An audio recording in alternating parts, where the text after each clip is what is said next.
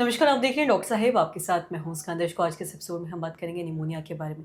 हम देखते हैं जब भी ठंड की शुरुआत होती है तो लोगों में निमोनिया की जो समस्या है वो काफ़ी ज़्यादा देखी जाती है। आज हम इसी बारे में तमाम जानकारी लेंगे और इसी पे बातचीत करने के लिए आज हमारे साथ मौजूद है बिहार के जाने-माने पल्मोनोलॉजिस्ट डॉक्टर अमिताभ बंका।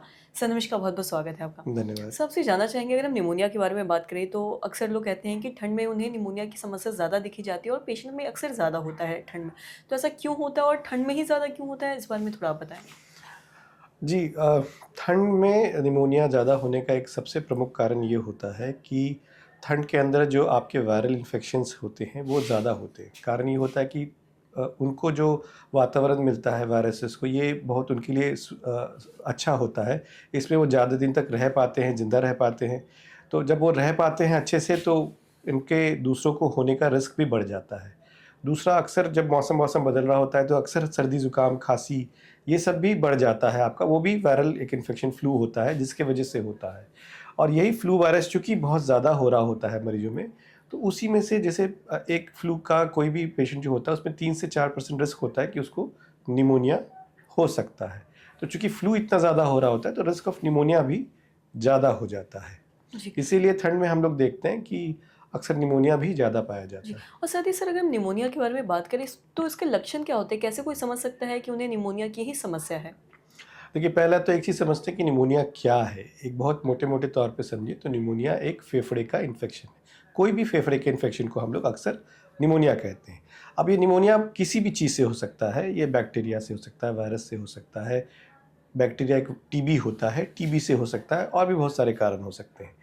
तो जब भी कोई इन्फेक्शन होता है तो आपको बुखार आएगा, चूँकि लंग में है तो आपको खाँसी आएगी, बलगम आएगा।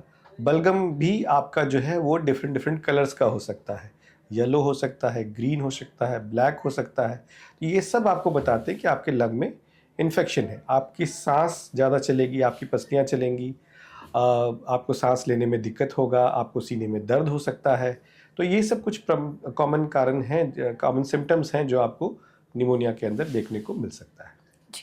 और साथ ही सर, ये भी हमने कई बार सुना है कि जो निमोनिया है वो बच्चों में ज़्यादातर देखा जाता है। अगर कंपैरेटिवली अगर हम बात करें एज के बारे में, तो जो नॉर्मल एज में है 20 से प्लस वाले, और उसमें अगर हम बच्चों के बारे में बात करें तो निमोनिया बच्चों में ही ज़्यादा क्यों पाया जाता है? नहीं, सिर्फ़ बच्चों में नहीं, हम 2 एज ग्रुप की बात करते हैं, 2 एक्सट्रीम्स की बात करते हैं हमेशा। एक बच्चे और एक वयस्क, बूढ़े लोग, हुँ। ठीक है? तो इन दोनों में निमोनिया का रिस्क बहुत ज़्यादा होता है क्योंकि इन दोनों की इम्यूनिटी जो होती है वो नॉर्मल लोगों से कम होती है।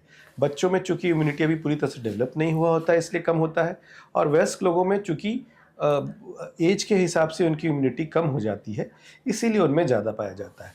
तो ऐसा नहीं है कि सिर्फ़ बच्चों में और बूढ़े लोगों में, दोनों के अंदर आपको जो निमोनिया का रिस्क है वो बहुत ज़्यादा पाया जाता है। जी, सर बहुत-बहुत शुक्रिया तमाम जानकारी देने के लिए। तो आशा करते हैं दर्शकों कि आप ये समझ पाए होंगे कि ये जो निमोनिया है वो बच्चों में ज़्यादा क्यों देखा जाता है। जैसा कि डॉक्टर साहब ने बताया कि ये बच्चों में, और साथ ही साथ अगर हम एजेड लोगों के बारे में बात करें, बूढ़ों के बारे में बात करें तो उनमें भी काफ़ी ज़्यादा देखा जाता है। इसके लक्षण के बारे में भी हमने जाना और ये भी जाना कि ये ठंड में ज़्यादातर लोगों में क्यों होता है। तो आशा करते हैं जो तमाम जानकारी है आपके लाभ देख रहे हो। तो आज की इस वीडियो में इतना ही। अगर आपने चैनल को सब्सक्राइब नहीं किया तो तुरंत कर लें, साथ ही हमारे फेसबुक पेज को लाइक करें। वीडियो देखने के लिए आपका धन्यवाद।